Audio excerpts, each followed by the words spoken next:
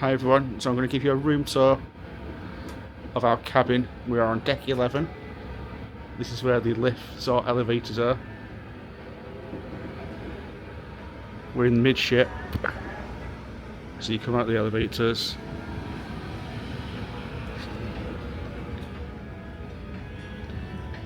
We're on A side.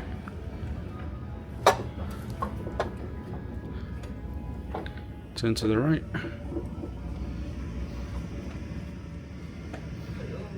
Hi. Hi. And we are cabin number 11166A.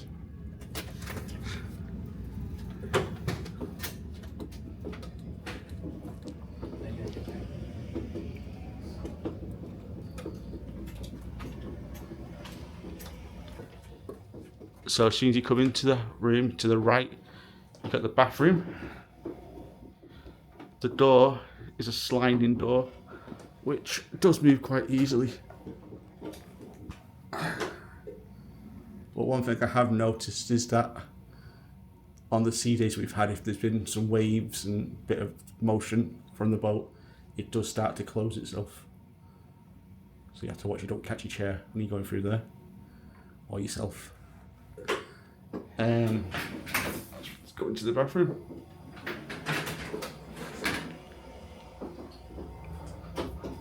We have the sink.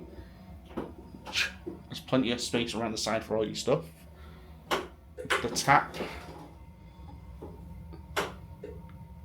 with a extra long lever, which I found really good, really useful.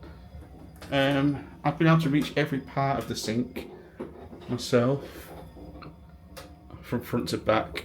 The only thing I can't reach is that shelf, but it's not been too much of an issue really, or an issue at all. Down there you've got plenty of space to get your legs underneath, and your chair underneath, as close to the sink as you need to be.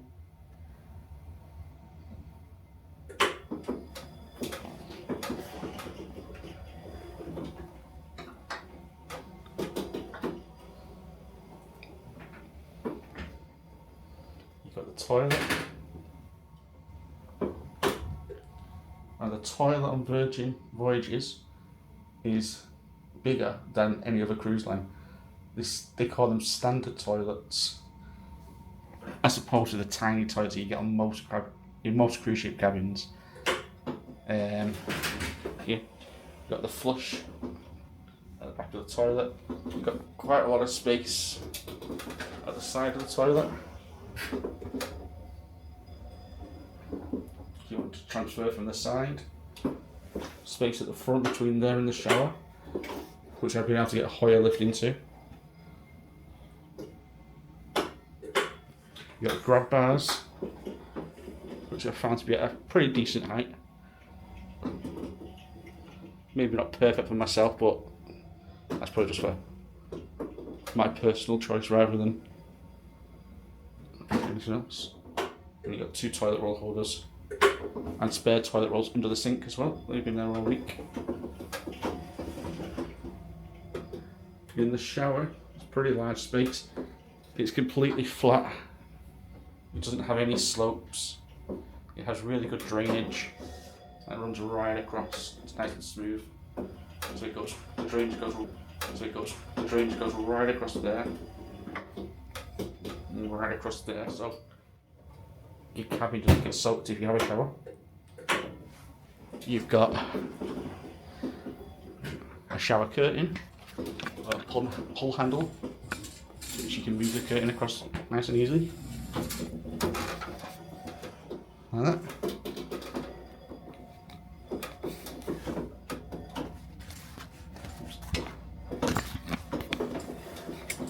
And back again.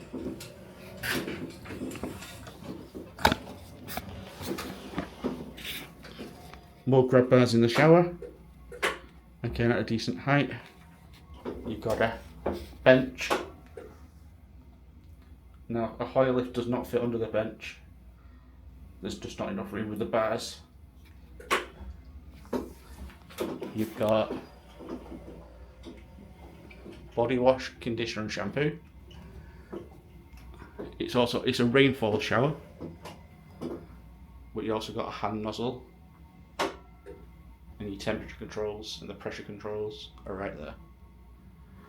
I found the bathroom to be pretty decent. No real issues.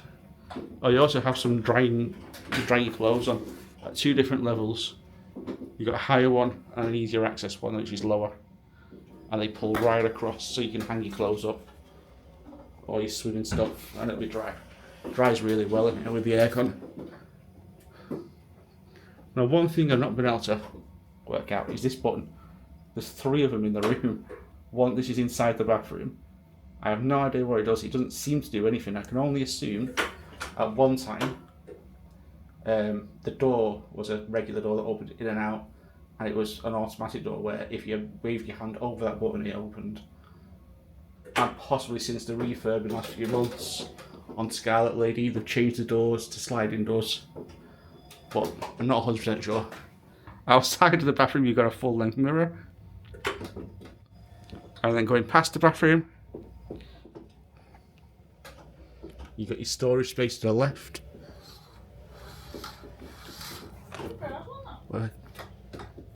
with a curtain that pulls across very easily. We've stacked out suitcases. You've got a high up shelf which Kim's been using for all her stuff, a rail, some more storage shelf type things down there. You also got a wardrobe.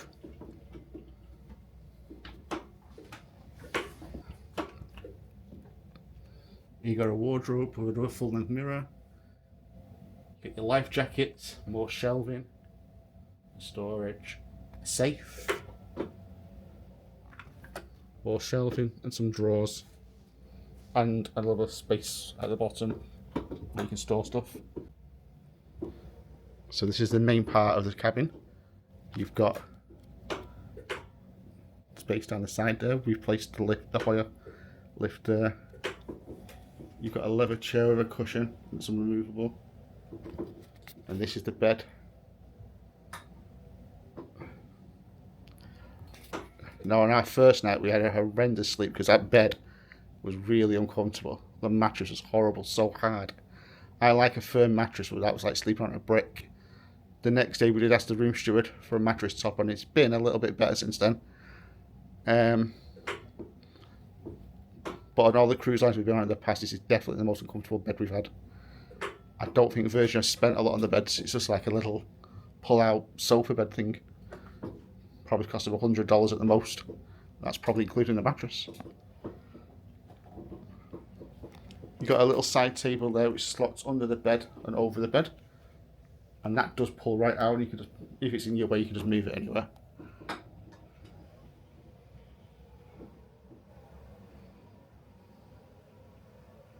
Another chair.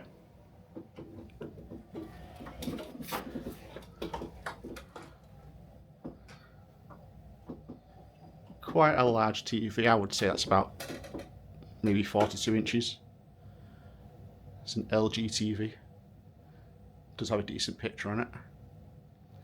Not many channels, but there is a lot of video on demand on there for movies, series, and a few live TV channels, mostly news channels. Just next to the TV, you've got a little cupboard.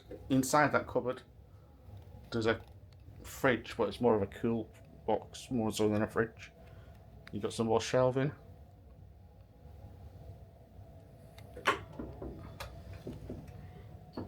You've got 2 glasses, a tray, and some bottled water which they refresh every day as they clean the room. You've got a phone from 1991. A decent sized desk. I've been working on that all week. Got my laptop on there and there's still plenty of room for other stuff. You have a random octopus in the corner.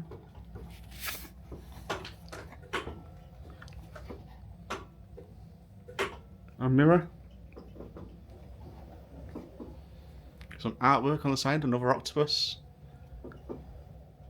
And a beach picture. And down here, got a stool which you can pull around wherever you need it. Another bin. And a gold tray for some reason. So with the bed, despite it not being the most comfiest bed in the world, it is pretty good because you can move it pretty much where you want. It's not attached to the wall. It's quite lightweight. So as you can see there, Kim is pushing it along. So if you need more space on the left or right hand side of the bed, you're going to get it. You can move it right up to your wall if necessary. I will just show you the clearance height under the bed, or should I say Kim will show you the clearance height under the bed.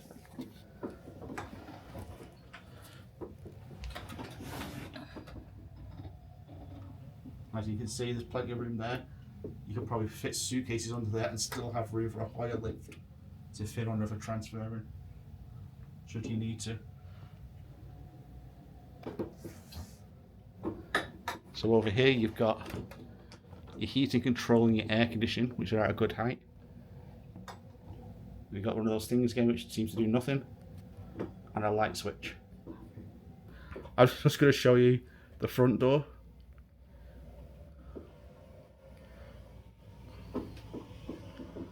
You've got a little pad here where you can tap it. So the top one is a do not disturb sign, and the bottom one is a please make up my room sign. It's pretty handy.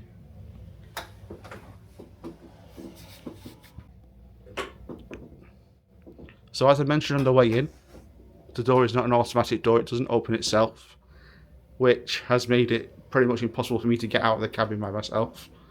So the only way we've managed to do it is by Kim opening the door, Kim standing in the bathroom door, and me getting out of the cabin.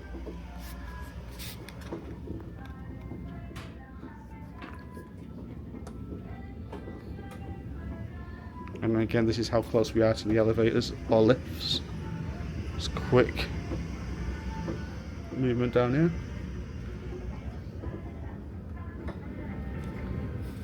And get back at the lifts.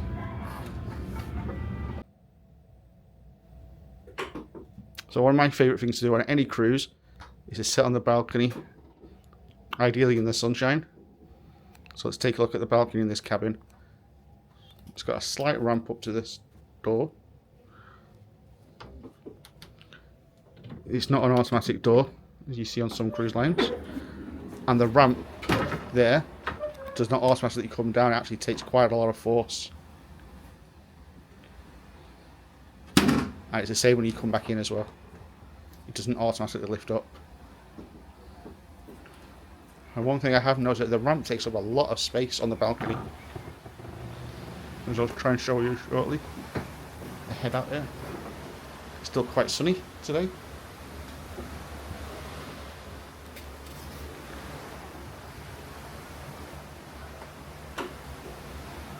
We are just off the coast of Moron, heading to Colon. To the right hand side of the balcony. You've got two chairs, you've got a little table, and you got your hammock, which Kim has absolutely loved.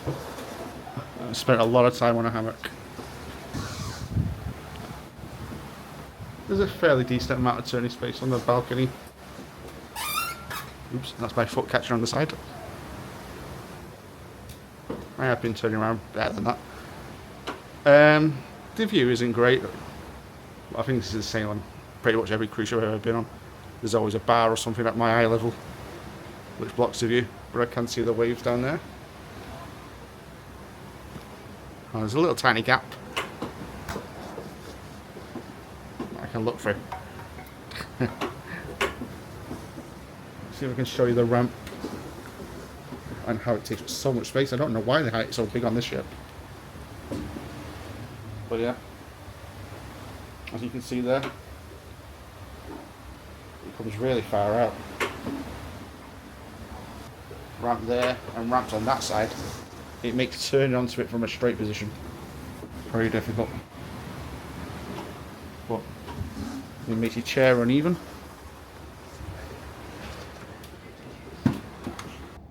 So with the balcony doors, You've got a ramp there, takes you outside, and a ramp there on the other side of the doors. Now, I couldn't do this myself, but to get the lip of the ramp there to go in, you've got to use quite a lot of brute force. Forces it up. And then next time when you open the door, it is meant to fall down, but it hasn't. But there you go.